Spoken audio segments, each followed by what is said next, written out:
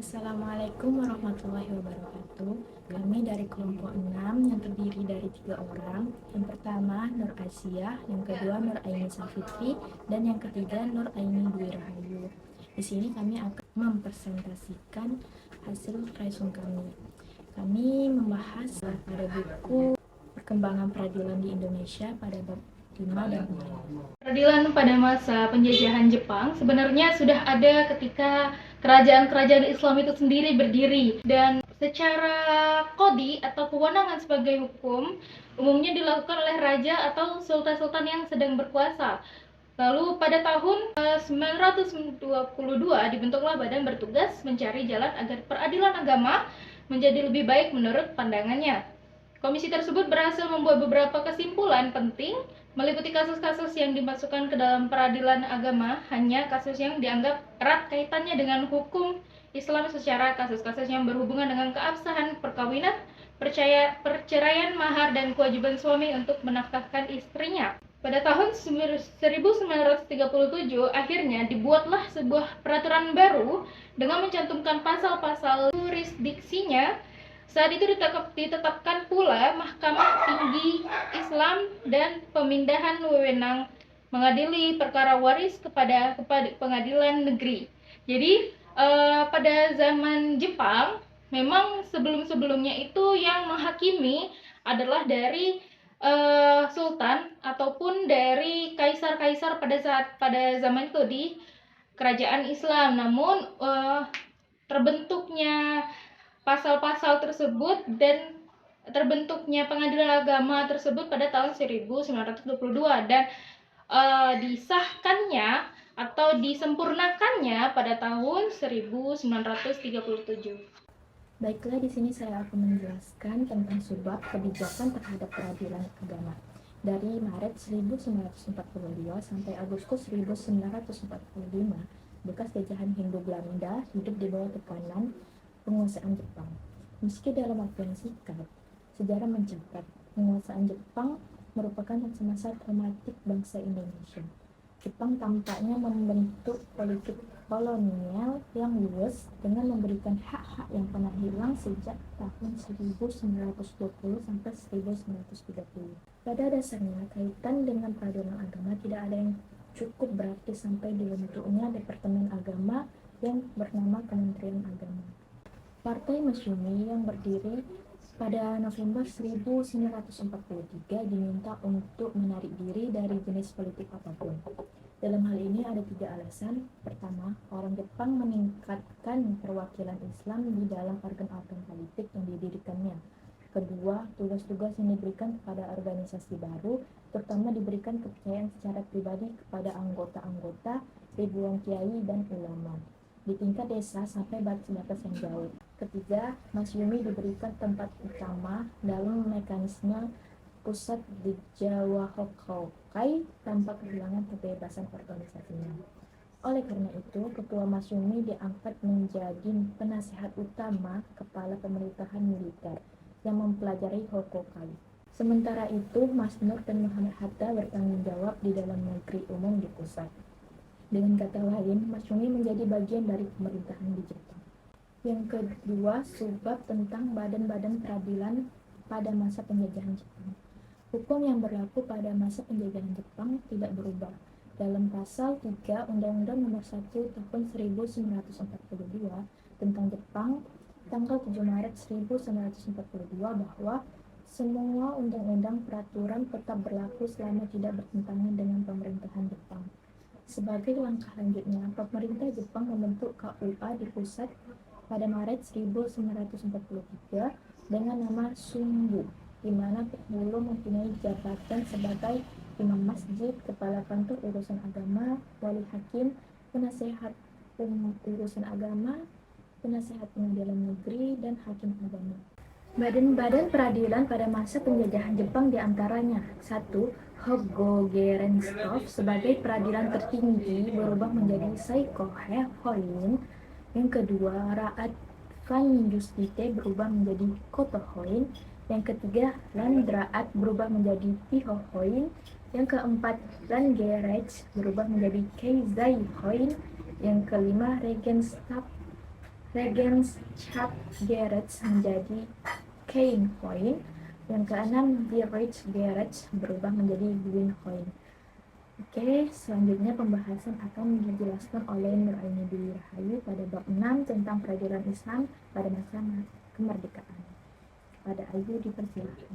Bab 6. Peradilan Islam pada masa kemerdekaan. Hukum Islam masuk ke Indonesia bersamaan dengan masuknya Islam ke Nusantara. Sejak agama Islam dianut oleh penduduk Indonesia, hukum Islam pun mulai diberlakukan dalam tata kehidupan masyarakat. Perkembangan hukum Islam juga dipengaruhi oleh kebijakan pemerintah kolonial Belanda yang menghambat berlakunya hukum Islam dengan berbagai cara. Hukum Islam bukan satu-satunya sistem hukum Islam yang berlaku di Indonesia, tetapi terdapat sistem hukum lainnya, yaitu hukum adat dan hukum barat. Ketiga sistem hukum Islam ini saling mempengaruhi dalam upaya pembentukan sistem hukum nasional di Indonesia. Ketika Indonesia merdeka, kedudukan hukum Islam mulai diperhitungkan dan diakui keberadaan sebagai salah satu sistem hukum yang berlaku.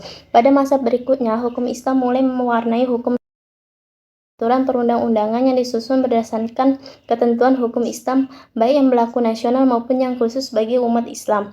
Hal ini ditandai dengan banyaknya aturan perundangan yang ditetapkan oleh pemerintahan daerah berkaitan dengan penerapan hukum Islam. Selanjutnya, periode awal kemerdekaan. Sejak proklamasi kemerdekaan, pemerintahan Indonesia mulai bangkit dan berangsur-angsur menghilangkan politik hukum pemerintahan kolonial Belanda yang sudah merugikan kepentingan bangsa Indonesia, khususnya umat Islam. Departemen Agama merupakan bentuk lain dari jabatan agama yang sudah ada pada masa Kesultanan Islam, ditempatkan sebagai bagian dari pemerintahan. Dengan terbentuknya Departemen Agama, terjadi pula pergeseran kebijakan. Institusi Mahkamah Islam Tinggi ditarik dari lingkungan Departemen Kehakiman dan selanjutnya dilimpahkan ke Departemen Agama. Hal itu diatur melalui penerapan pemerintahan Nomor 5 SD tanggal 25 Maret 1946. Akan tetapi pada lain sisi, dalam penempatan peradilan agama terdapat kebijakan yang berbeda.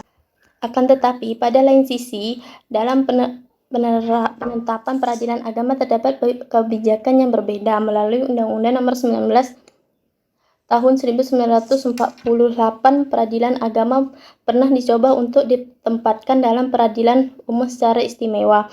Hal tersebut secara jelas termaktub dalam Undang-Undang Nomor 19 Tahun 1948 yang berbunyi, perkara perdata yang menurut hukum yang hidup harus diputus menurut hukum agama Islam, yang menurut hukum yang hidup terus diputus oleh Badan Peradilan Umum dalam semua tingkat peradilan negeri, peradilan tinggi, Mahkamah Agung. Terdiri atas seorang hakim yang beragama Islam dan 2 orang hakim ahli agama Islam. Undang-Undang Nomor 19 Tahun 1948 yang belum sempat dinyatakan berlaku menghendaki dihapusnya susunan peradilan agama yang sudah ada dan dimasukkan ke pengadilan agar keputusannya tidak menyimpang dari ketentuan syariat Islam. Beruntung undang-undang itu pun layu sebelum berkembang, bahkan dapat dikatakan mati sebelum terlahir, karena sampai lahirnya Undang-Undang Darurat Nomor 1 Tahun 1951 dan Undang-Undang Nomor 1 Tahun 1961 yang mengatur tentang tindakan pengadilan sipil. Undang-Undang Nomor 19 Tahun 1948 belum sempat diberlakukan.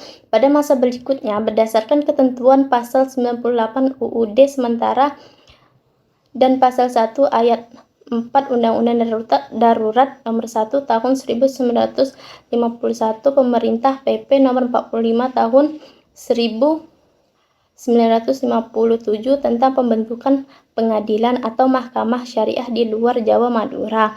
Menurut ketentuan 1, di tempat-tempat yang ada pengadilan negeri, ada sebuah agama atau mahkamah syariah yang daerah hukumnya sama dengan daerah hukum pengadilan negeri. Sedangkan menurut ketentuan 2, apabila tidak ada ketentuan lain di ibu kota provinsi yang meliputi 1 atau lebih daerah provinsi yang ditetapkan oleh agama.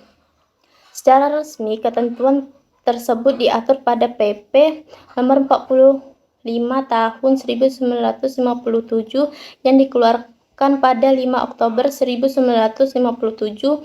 Itu masih tersimpan semangat reseptif teoris yang justru merugikan kepentingan umat Islam. Setelah proklamasi kemerdekaan Republik Indonesia pada 17 Agustus 1945 atas usul Menteri Agama yang disetujui Menteri Kehakiman, pemerintahan menetapkan bahwa pengadilan agama diserahkan pada kekuasaan Kementerian Kehakiman pada Kementerian Agama dengan ketentuan pemerintahan nomor 5 25 Maret 1946 pada masa awal kemerdekaan. Terjadi perubahan dalam pemerintahan, tetapi tidak tampak perubahan yang sangat menonjol dalam tata peradilan, khususnya peradilan agama di Indonesia. Hal tersebut disebabkan bangsa Indonesia dihadapkan kepada revolusi fisik dalam menghadapi Belanda yang kembali akan menjajah. Namun pada aspek jasa terdapat sebuah perubahan, yaitu sebelum merdeka, pegawai pengadilan agama dan hakim tidak mendapat gaji tetap dari pemerintahan. Setelah merdeka, anggaran belanja pengadilan agama disediakan pemerintah. Setelah melalui perdebatan yang sengit dan panjang, akhirnya pasca kemerdekaan ditetapkan dasar negara Indonesia berdasarkan Pancasila, bukan berlandaskan asas negara Islam. Hal itu menyebabkan terjadi perubahan dalam pemerintahan umum, tetapi tidak membawa perubahan yang menonjol dalam tata peradilan Islam. Baiklah, itu saja presentasi dari kelompok 6 yang membahas tentang perkembangan peradilan Islam di Indonesia pada bab 5 dan 6. Sekian dari kami, mohon maaf apabila ada kata-kata yang salah. Akhirul kalam, wassalamualaikum warahmatullahi wabarakatuh.